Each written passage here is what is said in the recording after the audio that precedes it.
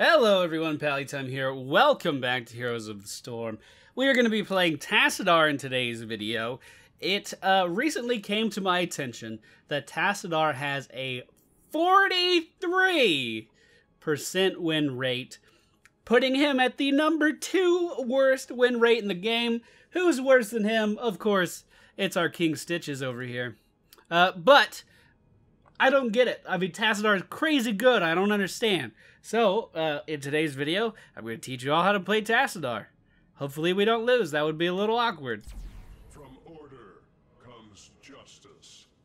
Alright, ladies and gentlemen, we have landed on the tomb of the Spider Queen. You know how you play the meta game. You give a levitating character a mount that levitates, because why the hell not? We are going to be picking up Conjurer's Pursuit at level 1.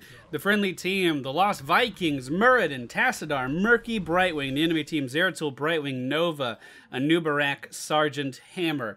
So, you want to be thinking about what the enemy team has and what your team has when you're playing Tassadar. You should not follow a single build on Tassadar just because you're in a game playing him. You should not go in with the mentality of you are going to do this, this, and this, because he is one of the most dynamic characters in the entire game. His Q ability is Plasma Shield. It is going to give him a small shield. That actually, it's a pretty formidable shield. Who am I to... I'm not going to lie to you. It's going to soak up a lot of damage, and it's really the only supporty thing he has, even though he's classified as a support, with his basic abilities anyway. His W ability is Psionic Storm. It's going to lay down a damaging field on the ground. Anyone that steps into this field is going to be taking damage. We're just going to focus on getting those regen orbs in the early game. May make my way up to top, because it looks like they're going to have a little bit more trouble there than our Murky is going to have down here. But while we're in the middle lane, we can go ahead and grab these spider butts and then move on. Oh, hello, friend. Go ahead and give that Viking a shield. He is getting hit by Sergeant Hammer at the top and still walking all of his Vikings into that attack range.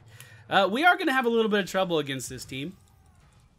Things you want to be thinking about already are which heroic you would like to get. Now, the enemy team has one way to get over a force wall, 2 ways potentially to get over a force wall, and a 3rd way to get over a force wall. But if we lock in Sergeant Hammer, if we lock in their Nova player, we potentially could set them up for quite a bit of turmoil by keeping them in one spot. Now, that's only potentially. That's not a guarantee. You also have to land the force wall. You have to be in the right position to do that.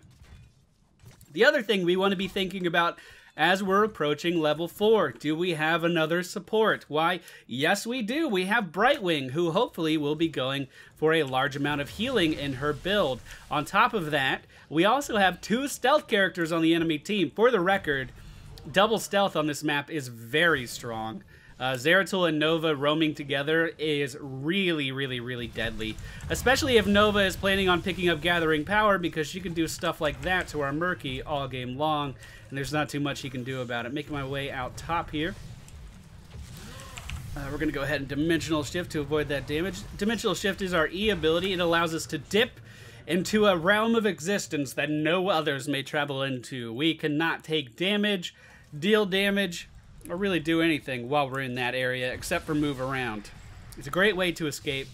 And it looks like the Viking player just using their Eric up here as a bit of a ward, which is definitely interesting. So why does it matter that they have so many stealth characters and that we have a healer? Because that's going to allow us to pick up Mental Acuity. Mental Acuity is going to allow us to use our trait, which is Oracle, to reveal stealth units a ton throughout the course of this game. We should always have Nova and Zeratul on the back foot.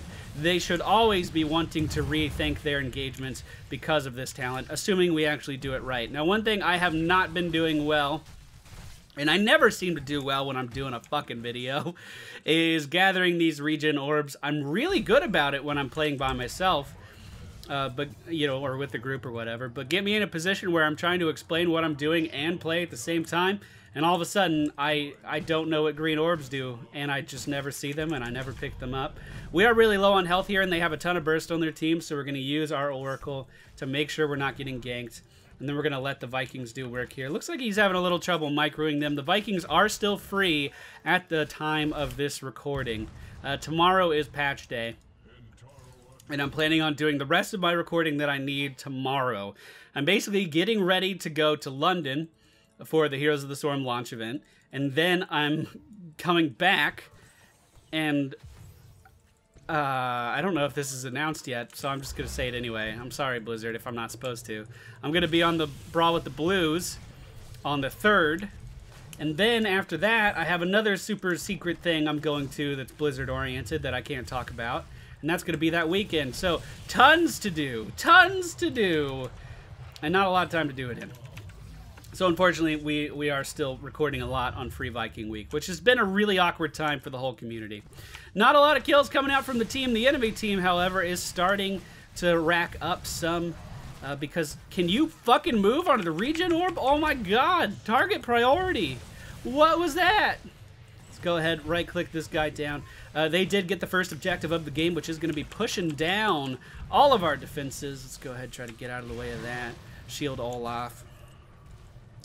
Okay, so at this level, typically at this level, you always want to go for static charge because static charge is how you're going to get a lot of your damage, and you really need that damage. Go ahead, try to shield Olaf again. Of course, it gave it to myself instead, but he is going to be getting shielding from Brightwing, it looks like. Nubrak is engaging in here. The whole team in the middle lane. Is Juke City going to be a real place? Kind of, a little bit. Actually, I might die still. Yeah, we are going to die. We did drop our spider butts on the ground. Hopefully, Brightwing is going to be able to pick up the majority of those. Unfortunately, some of them were on the other side of the wall. Murden with 22 spider butts as well. So we do need to keep these alive. But the enemy team, very prevalent, very determined to push down these middle structures. Brightwing taking a lot of damage. Nova coming out of nowhere is going to be dealing some burst damage to Murden as well. We're almost back on the scene. We're almost here. And we are just going to lay down a static charge on top of Sergeant Hammer here, and then try to position so she couldn't run away. Sergeant Hammer is still making me think that Force Wall may be a good option. But, that being said, we want to also burst down Sergeant Hammer. So, Archon may be the way to go, even though I do prefer Force Wall. I do prefer Force Wall. I want to be very clear about that. It is one of my favorite ultimates in the entire game. It has so many uses. It takes a certain amount of skill in order to actually get the most out of it, but once you learn when and where and how to use it, it is super rewarding. The reason I'm leaning towards Archon, however, is the simple fact that Sergeant Hammer is always going to be very far away from me, and in order to actually deal some meaningful damage to Sergeant Hammer, I'm going to have to get that increased range, and we do want to focus her down as soon as possible, because their whole team strategy is likely just going to be supporting Hammer. Likely. We can go ahead and do some bonus damage to the enemy Nova here, push her out, and then switch over to Hammer here. Most of our damage is just going to be coming from right clicks, and the sooner you realize that, the better. Let's go ahead, we'll get Archon. We'll get Archon. Coming in, we are going to pop Archon here very aggressively on top of the enemy Sergeant Hammer. Murden coming in as well. She does not have her thrusters, but the enemy Brightwing did give her block charges. Good job on her. We are going to have to use our dimensional shift and then shield ourselves as we are running away. The Vikings coming in on that longboat may be able to keep me alive. We are going to go ahead and use an Oracle to reveal that Zeratul isn't creeping up on us. And then we're just going to recall. Having that Oracle available at a moment's notice against a heavy-oriented stealth team is so important. The enemy team pushing in now. We are going to be making our way back up there. Olaf is going to get stunned, but it looks like he's going to get away. Sergeant Hammer, once again, in that aggressive spot in the back line. We have to jump right on top of Hammer. We really have to hard engage when we want to fight her. Again, this is why Force Wall could be the better option, because when the team is engaging, all we have to do is put a Force Wall directly behind her. And then all of a sudden she has nowhere to go, or it's harder for her to leave. Our objective went okay. We did a little bit of pushing down in the bottom lane. We did more pushing than the enemy team did with their objective. And now that we are in a little bit of a lull, we are going to go back to collecting regen orbs. We do have 4 stacks of Conjurer's Pursuit. Let's go ahead and Oracle as we're moving down here to the turn-in. Looks like the enemy Nova is located up top, but we're going to go ahead and put our 10 butts into the box. Brightwing may be coming to intercept me here. We'll just casually back up. So at level 4, if they don't have squishies, Healing Ward is not a bad idea. Tassadar excels at mitigating burst if you can get the shield up in time. That's what he's great at. But if you're not able to get the shield up in time and you're the only support on your team, picking up Healing Ward is a great way to kind of counteract damage that the enemy team is doing. Now, Healing Ward did get nerfed in the last patch, so it is going to have a little bit more of a learning curve with it. Let's go ahead and try to shield some of these Vikings. We did save them there, and now we can just turn on the enemy team here. Anubrak already used his burrow, so I'm just going to focus him. He is getting a ton of heals from Brightwing, though, and we are going to be able to... Please take him down. Please take him down. Oh, he's going to get away. That's frustrating. I believe this is the real Nova right here. We could probably take her down. Yes, we can. And Brightwing on the enemy team did fall. Zeratul just able to get over this wall at the last second. We are dealing damage to Sergeant Hammer here. We do need to be worried about the Zeratul coming up behind us. And again, the low cooldown on that Oracle allowed me to not only see him coming from his shimmer, his glimmer, whatever you want to call it, but also alert my team to that by revealing him. And that is so powerful, especially not Ix, especially in a pug setting like we're in right now. Gonna go ahead and try to shield the Vikings yet again and just trade into Zeratul here. Looks like he may get away. We are gonna be picking up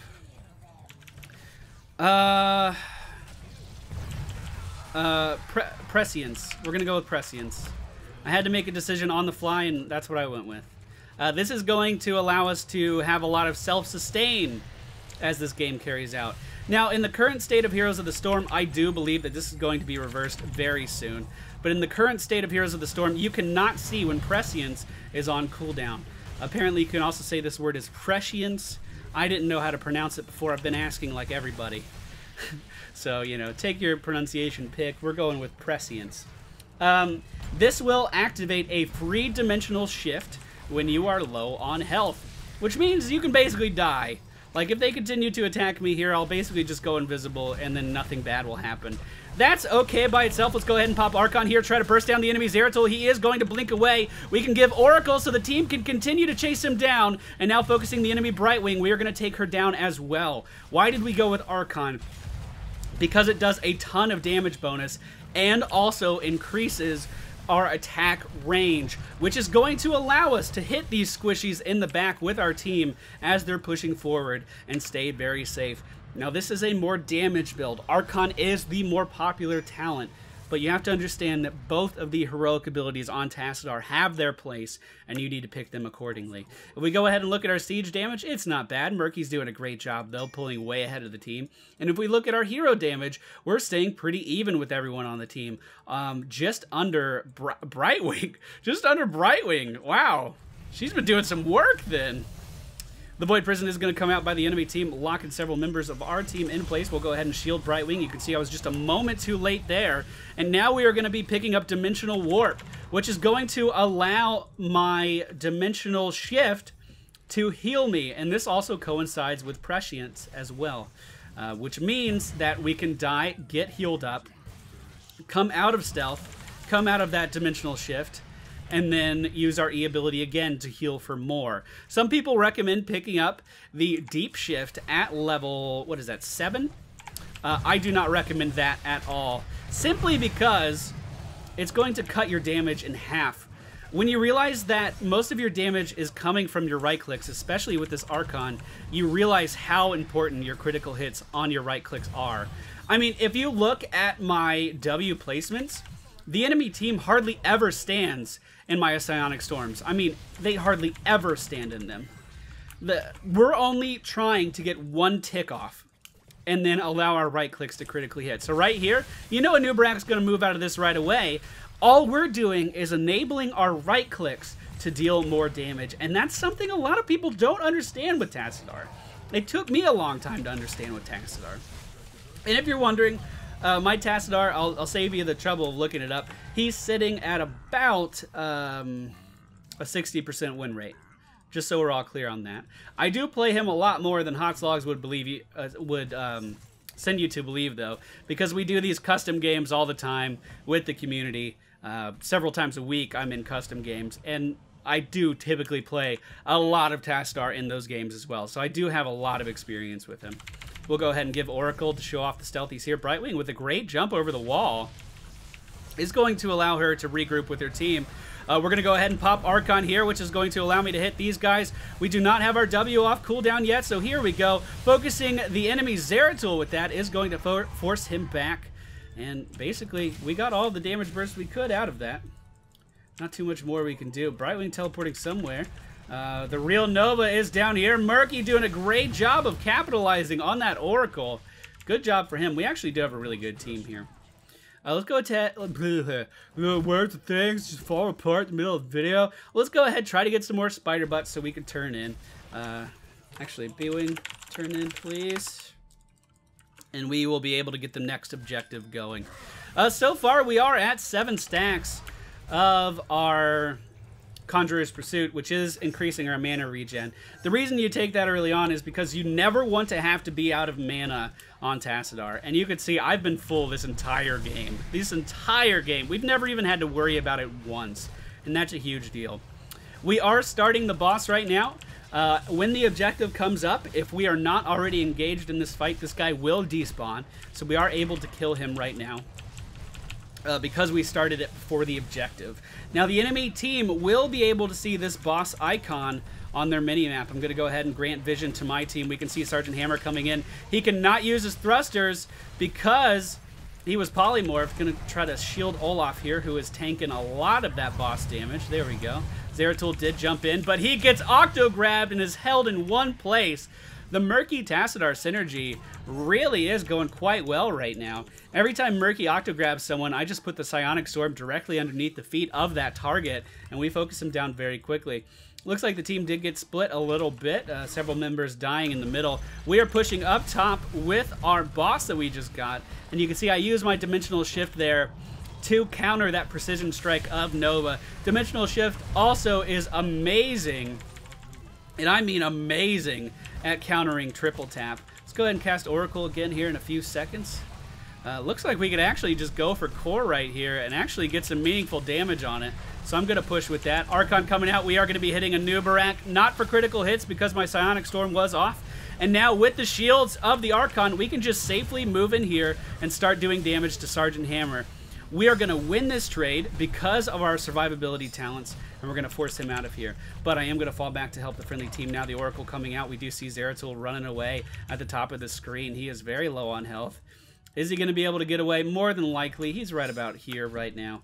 Let's go ahead, back, shield Brightwing, lay down a Psionic Storm. Hopefully that's enough to deter them from chasing too hard. Another Oracle is ready, and we do see that Zeratul was trying to gank our Brightwing. We can't have that, sir. The critical hit coming out, and the dot from our W is going to be enough to take him down. Oracle is so incredibly strong at countering stealthies. Now, I do have a signature build for Tassadar, sorry, called the Hypercar. We are not going to use the Hypercar build because it really only works with Force Wall.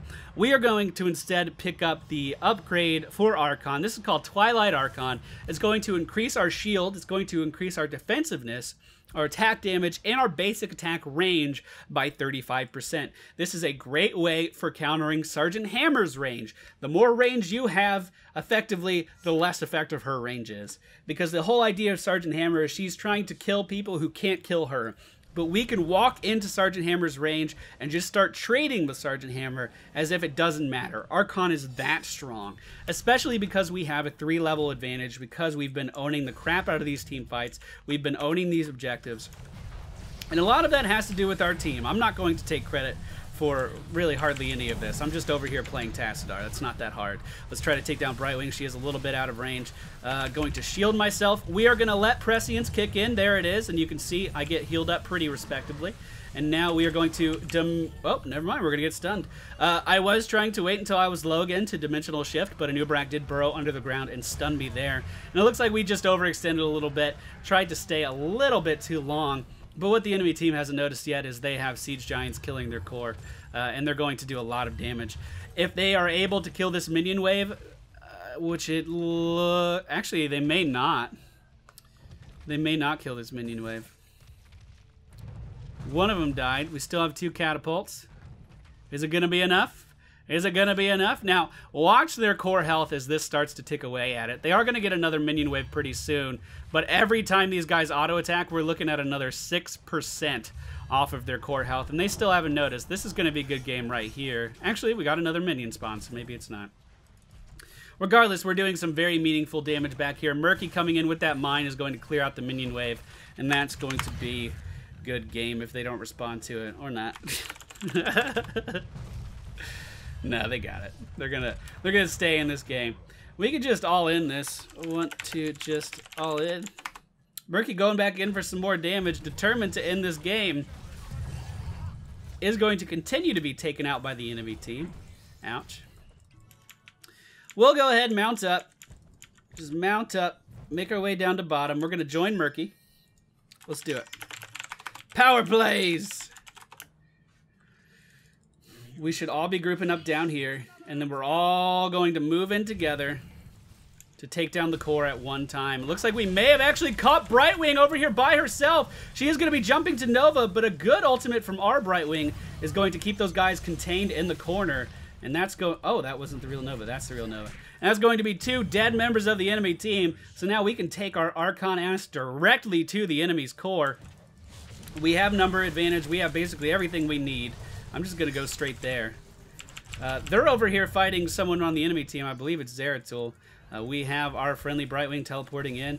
Here we go. This is my shield into Archon, and we are going to be dealing critical hits to the enemy's core. Very meaningful critical hits to the enemy's core. The shields are almost down just from our damage alone, and that is going to be a good game. So that's how you play Tassadar. He is one of the most well-rounded characters in the entire game. He fits into literally any team comp. He can bring a ridiculous amount of damage, he can bring a ridiculous amount of support, and a ridiculous amount of crowd control if you decide to go with Force Walls, which is honestly one of the best ultimates and most underrated ultimates in the entire game.